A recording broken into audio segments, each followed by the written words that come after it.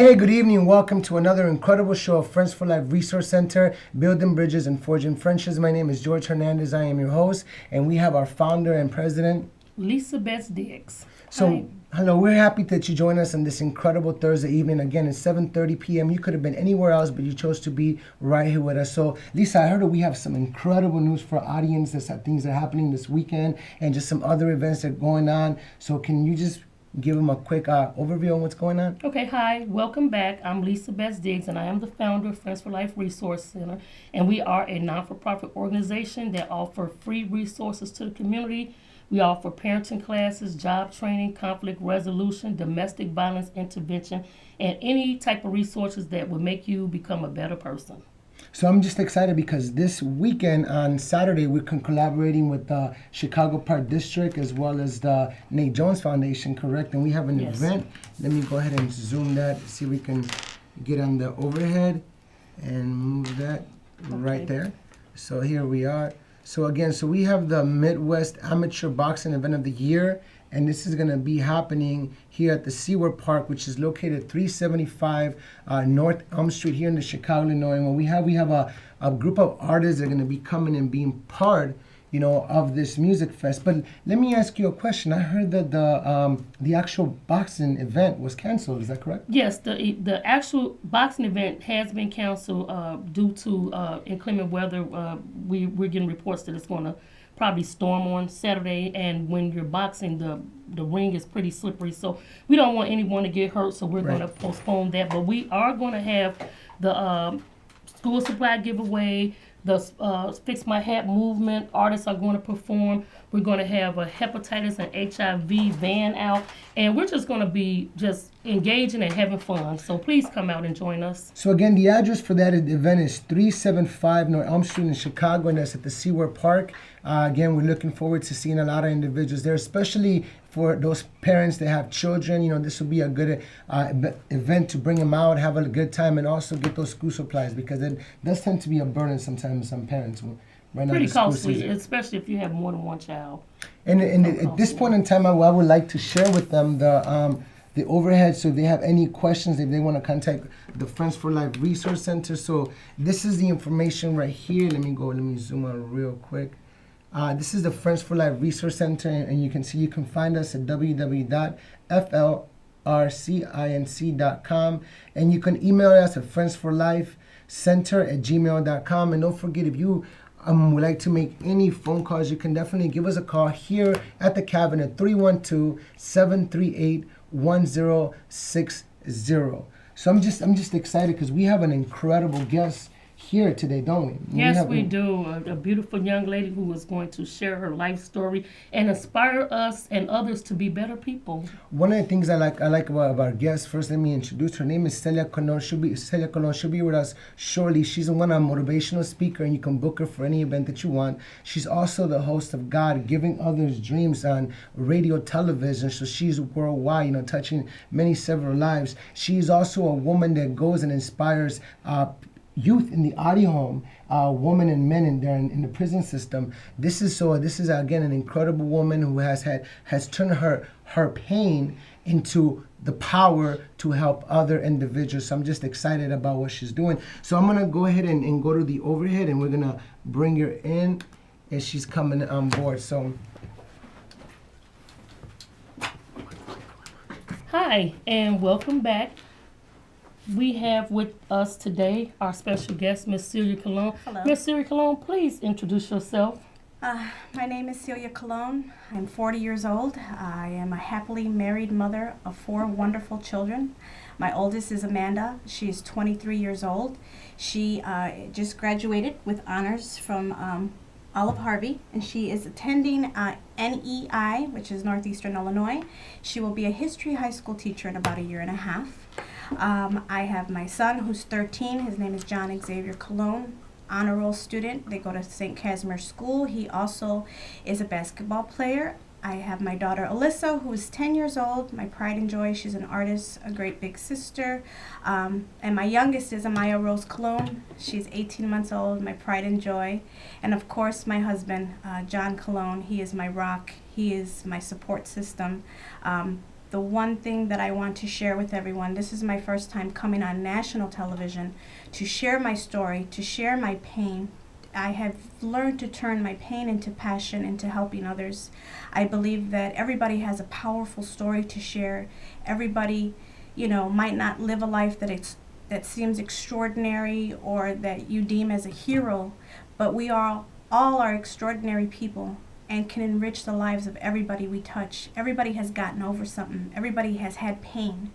If not, we would be in a cemetery. Them are the only people who do not experience life's troubles and pains because they're dead, and I don't want to be there. So you need to learn that everything that you go through is just temporary.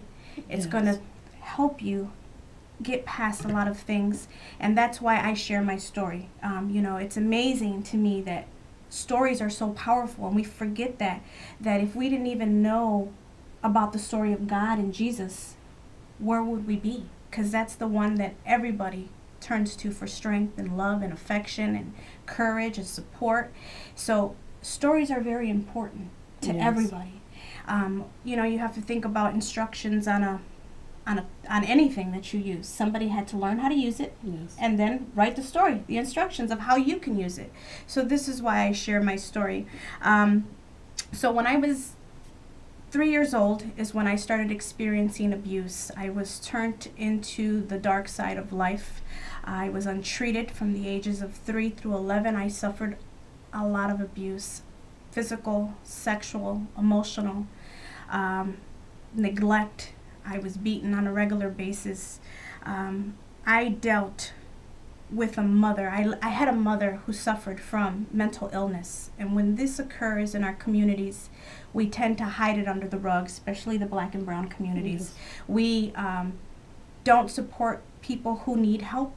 We make fun of them. We make them feel ashamed. So therefore, people don't go for help. And that's why I share my story as well, to teach people to go for help. There's people that want to help you. There's people that love you, that want to support you. At the age of 3 to 11, I experienced things that a lot of people should never experience in life because of my mother's mental illness. I have gone through things that could have killed some people. One of the most traumatic turns in my life was when I was 11 years old. My mother was beaten because, of course, I was involved in a house where there was drug and alcohol abuse all the time. They abused each other, they abused the children, and because of this, there was always domestic violence fights in my home. So therefore, I would always help my mother and defend her. And one day, my mother's boyfriend beat her with a rolling pin that was made out of either steel or aluminum, but he beat her unconsciously. I was 11 years old, and that's when momentum struck. That's when I said, this is it. I thought I was going to lose my life. I thought I was going to be the next victim. So I took my mother's unconscious body, dragged her and put her in our station wagon. We had the white Ghostbuster station wagon that you see in the Ghostbuster movie now. And I put my 4 siblings in the back seat. I was 11 years old at that time, and I drove halfway to from Florida to Chicago before my mother woke up. Jumped on 75. My mother woke up when we were in Kentucky, and it's through the grace of God, through His strength, that I am alive today. We came to Chicago. We moved into the southeast side of Chicago, right on 89th and Muskegon. I grew up right across the street from Bowen High School. When we got there, the apartment that we moved into was a trap house. It was full of gang members. It was full of people selling drugs. Back in the day, back in the early 80s, late 80s, early 90s, gangs weren't the way they are now. They actually had a sense of union. They would clean up the neighborhood. They would have parties across the street. They would not let people graffiti. So I, of course, because of all the trauma that I had already went through and the numbness that I felt, I, of course, idolized these people. They gave me something that I never had, which was love, that I thought, protection, support. They fed me. When I was living with my mother, because of the drugs and the alcohol that was in the home, I would be without food. I would be without light. I would be without gas. So they fed my soul. They fed me at that point in my life. I thought that I was something big and bad, but the only thing that I ever really seen was more funerals and more people going to jail and more drug use than ever. They never really did help the community. All they did was destroy it. But at that time, I didn't know. For years, I survived abuse until I joined a gang. I was able to leave the house and not suffer abuse. A lot of children turn to gangs because they're lacking something.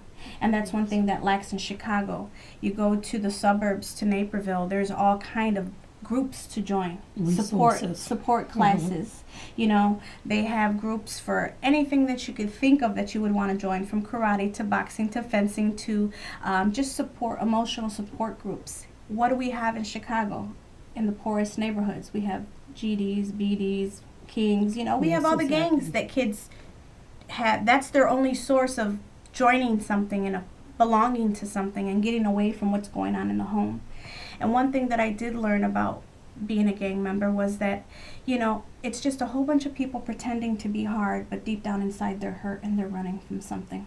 And this is their way of connecting and feeling a part of something bigger than them. But the only person they really need to turn to is God. My life downward spiral included witnessing 2 murders at the age of 16. I also became a teenage mom at the age of 16, which was very hard for me. I had a kid from another gang member who also was an abuser, which, I didn't know at the time, but I was then reliving my mother's life being beaten on a regular basis. I am a domestic violence survivor. He did shoot at me. I still have a scar. He stuck guns in my mouth. And I guess I should have seen the red flags when he came from a family from abuse. He grew up watching his father beat his mother, so the cycle continued. At the age of 18, I ended up going to prison. Before that happened, I was, like I said, in a very abusive relationship. This man would, break into my apartments that were on the 2nd floor. I seen no way out. I started plotting his murder, and that's when I caught my case. At the age of 18, I was served and sentenced with an attempt murder, armed robbery, armed violence, which was later dropped to an aggravated battery. I spent my youth in prison for 6.5 years, from 18 to 25. I grew up there. I learned a lot from a lot of people that are still there doing life for 80, 60, 70 years. They poured their life experiences into me and made me the person that I am, helped mold the person that I am today. And I got into a lot of trouble when I first got locked up, which was in 1994, all the way for 4 years till 1998. In 1998, I joined a program called WHO, Women Helping Others. It was a hospice program that taught me empathy, taught me to deal with all the traumatic experiences that I had went through, and it taught me how to love God. That was the changing point in my life. I never loved myself. As a victim, I had issues, of course, like every victim does that goes through abuse, where I was ashamed. I felt guilty. I was embarrassed. This is what stops us from seeking help. And I want you to know, you don't have to feel guilty. You don't have to be ashamed. You don't have to be embarrassed, because everything that's happening to you is not your fault. So please seek help. Please find people outside of your home that are willing to help you, support you emotionally and get through this. Go to your priest, go to your teacher, go to anybody that you feel has a good energy and would love to help you, because they will. This is something that I wished I knew about at a very young age. So when I came home, which was in the year of 2000, I came home. Before I came home, I started writing in a journal all my life dreams and plans and things that I wanted to do, which was to create a life, a safety, a life that you could never dream about. You can only dream about. I wanted to create a safe environment for my daughter, who I had left at 1. When I came home, she was 7.5, going on 8. I wanted to make sure she never went through any of the things that I went through in life, never suffered, never go through abuse like I went through. So my whole why was my daughter. She was my rock, and forced me to want more, to want to live more, to want to have a better life for her. I want to live a life that I can be proud of, that I can smile about, and that my children can be proud of. I want to leave a legacy that, that's all we have when we die, is our legacy. We can't take any valuable things that we own with us. You never see a U-Haul following a hearse Definitely. You know, so therefore, I have continued to educate myself. I'm a successful businesswoman. I am a project manager for an International Diabetes Research Center this year. I just celebrated on Monday 16 years. My life has never been the same since my incarceration. I grew up, I found God, I learned how to love myself, and I learned to forgive others. That's a very important thing. You know, sometimes we're going through things in life and we are like, oh God, why me? Why this? Why that? And sometimes God puts us through things because he knows that we're going to be the people that carry on his testimony of his miracles that he performs for us. You know, some people are strong enough to survive certain things like I have been, and some people are not, and that's why they're out there on drugs. They're masking their pain. They're masking their pain with drugs, alcohol, sex, social media, because they don't want to deal with the situation head on. But like I told you before, my friend, we have to just go through things like a bull and run right past them. You're going to have hurt. You're going to have pain. You're going to, want to give up at days. But you have to keep your eye on the goal, and that is to have a life that you want to have, a life that you design, a life that God has designed for you. And a lot of us stop and don't do that, and we give up on life and we give up on our dreams, and we just feel like there's nothing more to offer, but there's just so much out there. So when I came home from prison in the year 2000, 6 months into working at the research center, I started off, of course, as a house cleaner because I had no education and no skills to give them. I just came home from prison, but I worked my way up. I invested in myself. That's the best thing that you could ever do. The most powerful tool you own is your mind and your soul. And when your soul is on fire, there's nothing that can stop you. Anything that you learn anywhere, no one can ever take from you. So instead of running out the door at 5 o'clock like a lot of people do when they're ready to leave work, I would go to my coworkers and ask them, what are you doing? How can I help you? My whole point was educating myself, investing in myself, learning what they were doing so I could be at the next level. Mm-hmm. So I came home in May 26 of 2000. Within 6 months, I started traveling the world as an assistant coordinator for this International Diabetes Research Center. My first place that I went to was Montreal in Canada, Quebec. It was a 5-star hotel, beautiful. Then I was in the Bahamas, Nazda, Bahamas. I've been to Cancun. I've been to, just all over the world. I've stayed at the Phoenician Hotel, and they treated me like a queen, and they, rode me around in limos and made me feel like a movie star. And I used to look at these people like, do they know I'm on parole? Like, is this really happening? So, that was just God's way of giving me visions and giving me dreams. And that's how my motivational skills and testimony came out, was God gave me dreams, so now I want to give other people dreams and let them know that they also can get through things, and they also can, overcome pain and trial and struggle, because you have to have the will to survive.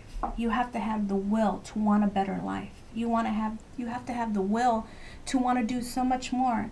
God is always there watching and waiting, just like we are as parents. When we see our kids, when they're babies, they fall down 20 times, but they don't stop trying. Exactly. And us as parents, when we see our kids doing something that they might not know how to do just well yet because they're learning, we stand right there waiting and wanting and waiting for them to ask us for help, but we don't. That's what God is doing for us. He's waiting for us to say, come into my life, help me with this, give me that. And can I cut you off for Sure. a second? And that was actually one of the reasons why I definitely wanted you to come on the show. Also, I wanted to mention that Celia Colon is now a partner with Friends for Life Resource Center. So let me give you a hug. I thank you for coming on board. And one of the things that I want to do is I want to encourage you out there in the TV land to call in. Please call in if you have a comment or a question or concern. Before we leave, I would like for you to possibly give 1 or 2 pointers to those people out there that are going through something that just need a little bit of encouragement. I know I shared a story with you about some things that I'm going through in my life, and you volunteer and decided and together that you would be my life coach and help me with little tricks and things to do to help me get through some things. Tools, and I appreciate that. And I just wanted you out in the viewer land just to call in, because maybe you all have a story or a comment or just something that you may want to share with Celia and she could possibly give you some advice. So please call in at 312-738-16 1060. Thank you. So, what I want to tell everyone is that we're all inspirational. You never know who you're going to inspire with your story. Have courage to speak up. When we speak up, violence stops. Also, speaking with Lisa and things that I'm doing, I want to talk to everyone and tell you guys that I have a workbook coming out based on my experiences and my pain. It's my way of giving back to stop the revolving doors in the prison, to stop the revolving doors at the rehab centers, to encourage young girls and boys that are being molested or being abused at home to actually speak out and seek help. This workbook is a self-help book. It's a self-development book. It's a motivational book. It's an inspirational book. It's a spiritual guide. It also has resources in the back of the book for someone who needs to start their life over and don't know where to begin. So therefore, there's everything in the resource book of how to get rid of your record, how to expunge it, how to seal it, how to answer interview questions, where to go, reentry centers, mental health facilities, food pantries, domestic violence resources, anything that you would think as far as social services. I put this in this book because I feel that we need tools to help us start our life over. It has pages in there to help you vent. It has pages in there to help you deal with your emotional being for that day. You know, there's 20,000 words in the dictionary for emotions, but we only use 6 to 8 a week. So we need to learn why we feel the way we feel and who's making us feel this way. And if these people are toxic and not adding any value to our life, we need to detach them from our life. A lot of the things that I have been able to do since I've been home through the grace of God, I volunteer with the Georgia Dondati Foundation, which is an HIV, STD, peer educational outlet that helps the people in communities of color. I volunteered and had the pleasure of working with Ms. Diane Latica of Kids Off the Block. We had a 24-hour peace jam where we were outside for 30 hours in Roseland with no issues, no gun problems, no violences, no fights.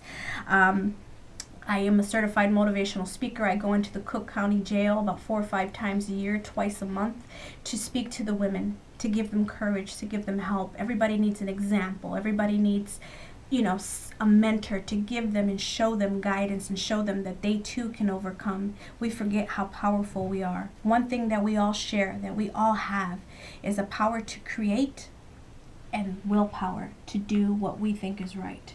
And no one can take that from you. You have to learn that you are very powerful. You're amazing. Every day that you breathe, you have 24 hours of life. It's up to you what you decide to do with them 24 hours. If you invest in yourself, you work on your future, you work on your goals, you work on your dreams, but never give up. It's a process. It's not easy. There's going to be hard times. There's going to be days that you want to quit. But, you know, put stickies all over the place, in your fridge, in your purse, in your closet, in your visor. Keep your eye on the prize. Let yourself know that you will achieve if you keep trying. One of the quotes that always stay in my mind that I like is from the famous Mr. Bill Gates. It's not your fault if you're born poor. It is your fault if you die poor. Thank you. I hate to cut you off, but we're running out of time, and I just wanted to let the listeners know, if you need to get in touch with Miss Celia, you're free to call Friends for Life Resource Center at 773-360-0661, and I definitely will forward her the information, so please feel free to call. I thank you, Miss Celia, for being a part of our show today and inspiring others to do great. And again, Friends for Life Resource Center goal is to build bridges and forge friendships that last a lifetime. Wonderful. I am honored to be a part of this group and the amazing things that we're about to do in Chicago. So watch out. We're coming for you. We're out there to save lives, inspire our youth, even the adults who have felt lost. And I'm truly honored that you guys have taken time out of your life to listen to my story. And I will be sharing more. I'll have a book about my personal life, and and I also will have this workbook coming out. And you can also follow me on Facebook, Celia Colon. You can follow me at Radio Vive every Sunday at 7 p.m. With my host George Hernandez on God Giving Others Dreams. That's www.radiovive.com. You can find me here with Lisa. You can call her and find me. Yes. And you can call me on your own, which is 312-804-8209. I want everybody to have a blessed day. Thank you. Remember that you are powerful, and try to find a goal today that would make the most positive impact in your life, and do it, and you'll feel better. Everything's a process, so don't Yes, give up it on is. life. Don't give up on yourself. Believe in God, and believe that you have the power to create anything you want in life. Don't let nothing or no one stop you. Your past is not the compass to your future. Amen to that. Thank you. I appreciate you coming. Love you. Thank you for Thank coming. you so much. Well, you guys have a good night, and stay safe. Thanks.